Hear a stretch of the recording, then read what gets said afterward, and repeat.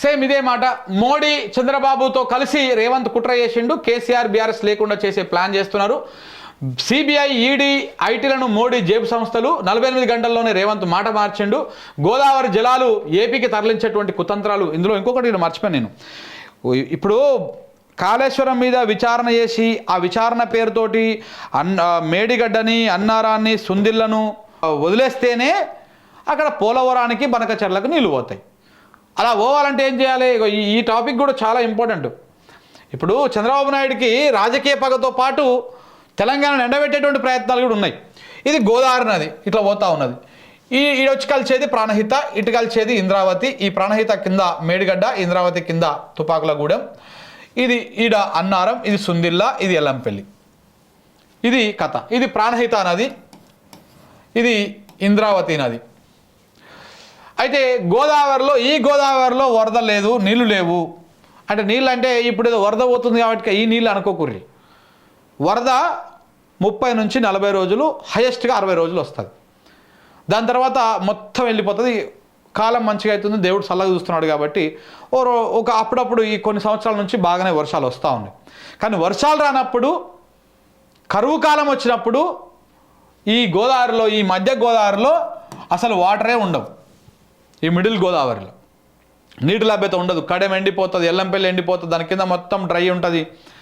దట్టమైనటువంటి అటవీ ప్రాంతాల్లో కూడా వర్షాలు లేక ఆగమవుతారు. ఇవన్నీ కూడా ఉంటుంది. సో కాబట్టి మనకు నీళ్లు ఎప్పుడు 24 గంటలు 365 రోజులు తెచ్చేటువంటి నది ప్రాణహిత నది. ఇది వరస్ట్ కేసులో అది ఎండాకాలం, మధ్య ఎండాకాలంలో కూడా ఇక్కడ వరస్ట్ కేసులో 1 TMC వాటర్ని తీసుకొస్తుంది. 1 TMC వాటర్ ఎప్పుడు వస్తాయి. అది ప్రాణహిత, ప్రాణంగా ఉండేటిది. ప్రాణరహిత కాదు, ప్రాణహిత. ప్రాణహిత అంటేనే ఎప్పుడు ప్రాణంగా ఉండేటువంటి నది. సో కాబట్టి ఈ నది ఎప్పుడు మనకు 1 TMC వాటరు వరస్ట్ కేసులో నేను చెప్పేది. నార్మల్గా అయితే ఎక్కువ వస్తాయి. ఇంకా ఇప్పుడు ఇప్పుడు అక్కడ దగ్గర 15 లక్షల క్యూసెక్ల నీళ్ళు పోతున్నాయి. అంటే 15 లక్షల క్యూసెక్కులు 150 TMCలు పోతూ ఉన్నాయి. 150 TMCలు వెళ్ళిపోతూ ఉన్నాయి ఒక రోజు కిందికి. సో కాబట్టి ఇప్పుడు ఉన్నటువంటి ఫ్లడ్ అది ఎండాకాలంలో కూడా ఇక్కడ 1 నుంచి 2 TMCల నీళ్ళు వరస్ట్ కేసులో తీసుకొస్తుంది. ఇది ప్రాణహిత నది. ఇది ఎక్కడ కలుస్తుంది? ఇది కిందికి పోయినాక, అంటే ఇది మహదేవ్పూర్ దగ్గర ఈ నది కలుస్తుంది. ఈ నది కలిసిన కిందికి పోయిన తర్వాత మేడిగడ్డ దగ్గర బారాజ్ ఉంది. ఇది అయిపోయినాక ఇది ఇంద్రావతి నది. ఇది ఛత్తీస్గఢ్ ప్రాంతం నుంచి దట్టమైనటువంటి కింకారణ్యాలకు వెళ్ళి ఆ అడవుల నుంచి పుట్టినటువంటి నది ఇంద్రావతి నది. ఇది కూడా సజీవ నదే. ఎప్పుడు వాటర్ వస్తూనే ఉంటాయి. అలా కూడా ఎప్పుడు వాటర్ వస్తూనే ఉంటాయి. మన ఈ నది కలిసినాక ఈడ కింద తుపాకులగూడెం ఉంటుంది. దీని కిందకు పోయినాక సీతారామ ఉంటుంది. దాని కిందకు పోయినాక కింద భద్రాచలం దాటిన తర్వాత ఇక్కడ పోలవరం ఉంటుంది. సో మనము అంటే మన రాష్ట్ర పరిధి చివరిలో, అంటే ఇదంతా కూడా దిగువ గోదావరి. మళ్ళీ ఇదంతా కూడా దిగువ గోదావరి. మనకు మధ్య గోదావరిలో నీళ్ళు తక్కువ ఉన్నాయి. దిగువ గోదావరిలో ఈ 2 నదులు కలిసిన తర్వాత వాటర్ అవైలబిలిటీ ఎక్కువ ఉంది. మనకు వాటర్ అవైలబిలిటీ ఎక్కువ ఉంది. సో కాబట్టి ఇప్పుడు కథ ఏంది అంటే, ఇప్పుడు ఈ బరాజ్ ఉంటేనేమో ప్రాణహిత నది నీళ్ళు ఆగుతాయి. ఇప్పుడు వీళ్ళు ఏం చెప్తున్నారు? ఈడ తుమ్మిడేట్టు ఉన్నది కదా, ఈ తుమ్మిడేట్టు కాడ కట్టేసి తక్కువ తీసుకొద్దామని. నిన్న ఆయన పేరేం పేరయ్యా, సిర్పూర్ ఎమ్మెల్యే హరీష్ బాబు గారు. నిజంగా హరీష్ బాబు, మీరు ఎమ్మెల్యేలు సార్, మీరు ఎమ్మెల్యేలు అయినప్పుడు కొంత మాట్లాడేటప్పుడు చాలా జాగ్రత్తగా మాట్లాడాలి. తెలంగాణ ఇంతకుముందు లెక్క ఎడ్డిదో గుడ్డిదో కాదు. కొంత ఇప్పుడు నీళ్ళ సోయికి వస్తుంది, నీళ్ళ సోయి ఉన్నది. సో కాబట్టి దయచేసి ఏది పడితే అది మాట్లాడకండి. 120 కిలోమీటర్ల నది ప్రవాహం నడుస్తున్నప్పుడు నది ఉట్టే కాడ ఎంత నీళ్ళు ఉన్నాయో నది చివరికి వచ్చాక అంతే నీళ్ళు ఉంటాయా? ఇక్కడ తుమ్మిడేటి దగ్గర నుంచి ఈ మేడిగడ్డ దగ్గరికి 120 కిలోమీటర్లు మొత్తం నది. ఇప్పుడు మనం నది దాకా ఓకుర్రి. మన ఊర్లలో మనకు చెరువులు ఉంటాయి, మనకు కుంటలు ఉంటాయి, మనకు వాగులు ఉంటాయి, చిన్న చిన్న వాగులు. ఆ వాగు ఎడబడుతుంది, ఓ గుట్టారకో, ఓ శల్కలనో, ఓ ఏడనో దగ్గర ఉడుతుంది. గిత్త పిల్లకాలు అది పుట్టేటప్పుడు. ఆ వాగు ఎడబడుతుంది, పుట్టాక పిల్లకాలువ పుడుతుంది.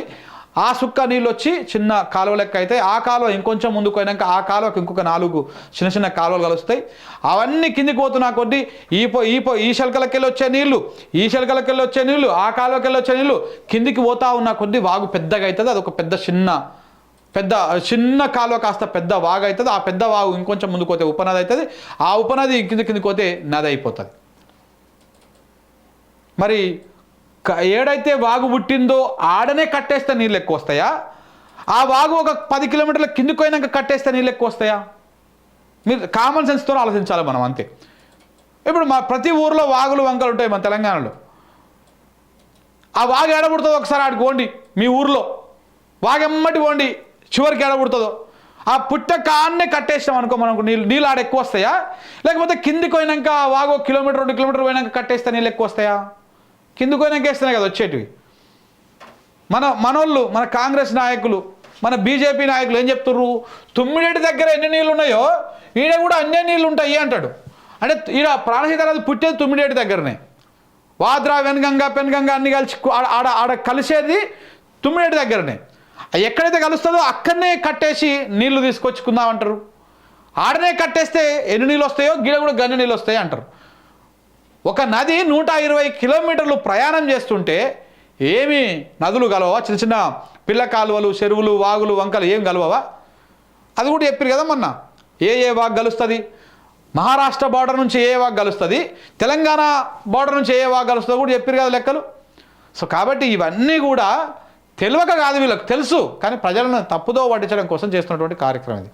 సో కాబట్టి ఈడ పడ్డటువంటి సుక్క ఈడ ఆగుతుంది, ప్రాణహితలు వచ్చేటువంటి నీళ్ళు ఈడ ఆగుతున్నాయి, ఇంద్రావతిలో వచ్చేటువంటి నీళ్ళు తుపాకులగూడెం దగ్గర సమ్మక్క సారక్క బ్యారేజ్ దగ్గర ఆగుతాయి.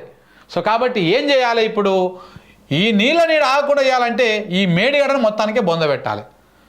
అందుకే ఆ మేడిగడ పియర్స్ కుంగడం వెనకాల కూడా పెద్ద కోణం ఏదో ఉంది, ఏదో జరిగిందనేది బీఆర్ఎస్ వాళ్ళు అనుమానం వ్యక్తం చేస్తారు. అందరికంటే ముందు వి ప్రకాష్ గారు తెలంగాణ జల వనరుల ఆ అభివృద్ధి సంస్థకి చైర్మన్గా పనిచేసినటువంటి తెలంగాణ తొలి ఉద్యమకారుడు,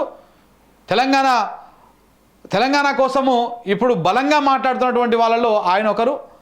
అన్యాయం జరిగితే బాధపడే వాళ్ళు, తెలంగాణకు నష్టం వస్తే కన్నీళ్లు పెట్టుకున్నటువంటి వాళ్ళు, అలాంటి వాళ్ళు చెప్తున్నటువంటి మాట ఏంది, ఈ మేడిగడ్డలో ఆ పియర్స్ కింద ఏదో బాంబులు పెట్టి వేల్చిరు, ఏదో కుట్ర జరిగింది అని. మరి దాంట్లో భాగమే కావచ్చు, ఇదంతా కూడా కుట్రలో భాగమే కావచ్చు. ఎందుకు మోడీ, అమిత్ షా వీళ్ళ మైండ్ సెట్లు కూడా అట్లనే ఉంటాయి, కొంత ఈ రకంగా చేసేటువంటి వ్యవహారం ఉంటుంది కూడా. దానికి చంద్రబాబు నాయుడు, రేవంత్ రెడ్డి తోడైతే ఇవన్నీ జరగవచ్చు, ఏదో కుట్ర కోణం ఉంటుంది దీని వెనకాల. అందుకే ఆ మేడిగడ్డలో బరాజ్లో ఒక 2 పియర్స్కి క్రాక్ రాగానే ఆదరబాదర మీద వెంటనే కిషన్ రెడ్డి లేఖలు రాసుడు, ఎన్డీఏ ఉరికొచ్చుడు, ఎన్నికల ముందు అది అడావుడి చేసుడు, రిపోర్ట్లు ఇచ్చుడు, దాని మీద ప్రచారం చేస్తుడు, అది ఎన్నికల అస్త్రంగా వాడుకోడు, ఇవన్నీ కూడా మనం చూస్తూనే ఉన్నాం. సో కాబట్టి ఇప్పుడు ఇది అయిపోయింది. ఇప్పుడు ఈ మేడిగడ్డను మొత్తానికే బొంద పెడితేనే నీళ్ళు కిందికి పోతాయి, మన చంద్రబాబు నాయుడు గారికి నీళ్ళు వస్తాయి. అలాగనే ఇంద్రావతి అడ్డంగా ఉన్నటువంటి తుపాకులగూడాన్ని కూడా నిర్వీర్యం చేయాలి. ఇక ఇది పనిచేస్తలేదు కాబట్టి ఇక ఇది పని చేయదు అని చెప్పేసి ఈ మూడింటిని తీసేస్తేనే చంద్రబాబు నాయుడికి న్యాయం జరుగుతుంది. దీంట్లో భాగంగానే ఈ వ్యవహారం మొత్తము తెలంగాణలో. ఇక్కడ నీళ్లు లేవు, మనకు నీళ్లు రావాలంటే ఇక్కడ నుంచే రావాలి. కాలం మంచిగా కాకపోతే నీళ్ళు ఉన్నప్పుడు సమస్య ఉండదు. మన ఇంట్లో మన ఇంట్లో ఉన్నటువంటి బోరు పుష్కలంగా పోసినప్పుడు ఏ ఇబ్బంది ఉండదు. కొంత విప్పే పెడతాం మనం. స్నానం చేసేటప్పుడు బకెట్లో నీళ్లు పోస్తుంటే కాసేపు వదిలిపెడుతుంటాం. అవే నీళ్లు లేవు, ట్యాంకులో కొనుక్కొస్తాం చూసినావు, అప్పుడు బకెట్ వరకే పెట్టి బకెట్ అంచుకుడు నీళ్ళు తాగక ముందుకే నల్ల బంద్ చేసుకొని అప్పుడు ఉన్న మగ్గుతోని చిన్నగా పోసుకొని మా అమ్మ అనిపించుకొని బయటకు వస్తాం. సో కాబట్టి ఈ నీళ్ళు ఉన్నాయి కాబట్టి ఇప్పుడు నీకు కనపడతలేదు. గోదావరిలో పుష్కలంగా నీళ్ళు పోతున్నాయి కాబట్టి. గోదావరిలో నీళ్ళు పుష్కలంగా పోనప్పుడు కరువు కాలం చంద్రబాబు నాయుడు పుణ్యాత్ముడు కాలు పెట్టినప్పుడు వచ్చింది మనకు కరువు. అట్లాంటి కరువు వచ్చినప్పుడు అప్పుడు మనకు గోదావరిది దాని ఉన్నటువంటి మేడిగడ్డ ప్రాముఖ్యత, తుపాకులగూడెం ప్రాముఖ్యత, ప్రాణహిత నది ప్రాముఖ్యత, అన్నారం బ్యారేజు, అలాగే సుందిల్లా బ్యారేజు, దాని ఇంపార్టెన్స్ తెలుస్తుంది. ఎప్పుడైనా ఏ ప్రాజెక్టులు అయినా రేపటి కోసం అంటే వెంటనే ఇయ్యాలకి తక్షణమైనటువంటి లక్ష్యాల కోసం కట్టరు. తెలంగాణ భవిష్యత్తు కోసం, భావి తరాల కోసం తెలంగాణకు ముందు చూపుతోటి కట్టినటువంటి ప్రాజెక్టులు అవన్నీ కూడా. అందుకే చాలాసార్లు మన ఛానల్లో డిబేట్లో కూడా కాళేశ్వరాన్ని 3 విధాలుగా వాడాలి. ఒకటి ఎస్ఆర్ఎస్పి నుంచి ఒక విధంగా వాడాలి వరద ఎక్కువ వచ్చినప్పుడు, రెండవది ఎల్లంపల్లి నుంచి వాడాలి కడెం ఎల్లంపల్లి వాటర్ నుంచి, మూడవది మేడిగడ్డ నుంచి అత్యవసర సందర్భంలో వాడాలి. ఇదే లెక్కకు మనకు రిటైర్డ్ ఇంజనీర్ అయినటువంటి శ్యామ్ ప్రసాద్ రెడ్డి గారు ఒక ఎగ్జాంపుల్ కూడా చెప్పారు. ఏమని చెప్పారు, పోలీస్ యంత్రాంగం మన బలగాలతో పోల్చిరు ఆయన. కాళేశ్వరం ఎట్లా వాడాలి అంటే, కాళేశ్వరం అనేది 3 విధాలుగా పోలీసు యాంగిల్లో వాడాలంటే, ఒకటి మన లా అండ్ ఆర్డర్ పోలీసులు, స్టేట్ పరిధిలో ఉన్నటువంటి లా అండ్ ఆర్డర్ పోలీసులు, అదేది ఎస్ఆర్ఎస్పి. కొంత లా అండ్ ఆర్డర్ మన పోలీసులతో బలం సరిపోతలేదు, స్పెషల్ ఫోర్స్ రావాలి. స్పెషల్ ఫోర్స్ అంటే రాష్ట్రం పరిధిలో ఉన్నటువంటి స్పెషల్ బలగాలు, కేంద్ర బలగాలు ఇవన్నీ కలిపి స్పెషల్ ఫోర్స్తో వాడాలి. అప్పుడు మేడిగడ్డను వాడాలి. అంటే జర్ర కొంచెం కరువు వచ్చింది, జర్ర గోదావరిలో ఆ కడ నుంచి కొన్ని నీళ్ళు వస్తున్నాయి, అప్పుడు మేడిగడ్డను మన ఎల్లంపల్లిని వాడాలి. లేదు మొత్తం ఎమర్జెన్సీ వచ్చేసింది, అసలు అదుపు తప్పిపోతూ ఉంది లా అండ్ ఆర్డరు, ఆర్మీ దిగుతుంది, అప్పుడు మేడిగడ్డ దిగుతుంది. సో కాబట్టి ఈ 3 రకాలుగా వాడాలి. అంతే కదా అని చెప్పేసి మనకు స్టేట్ పోలీస్ ఉంది కదా, ఏమైతలేదు, బార్డర్లో మీరు ఎందుకే కాపలు వచ్చేసేయరు అని చెప్పేసి మనం ఆర్మీ వాళ్ళని వెనక్కి తీస్తామా, కాల్ఫర్ చేస్తామా?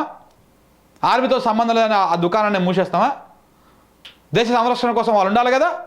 సేమ్ అలాగనే ఈ రాష్ట్ర సుభిక్షం ఉండాలంటే, ఈ రాష్ట్ర సంరక్షణ కోసం, ఈ రాష్ట్ర రైతాంగం కోసం మేడిగడ్డ ఉండాల్సిందే, మేడిగడ్డ నిలబడాల్సిందే, మేడిగడ్డను బతికించుకోవాల్సిందే. తెలంగాణ ప్రతి పౌరుడి హక్కు అది, తెలంగాణ ఆలోచించాల్సినటువంటి అంశం అది.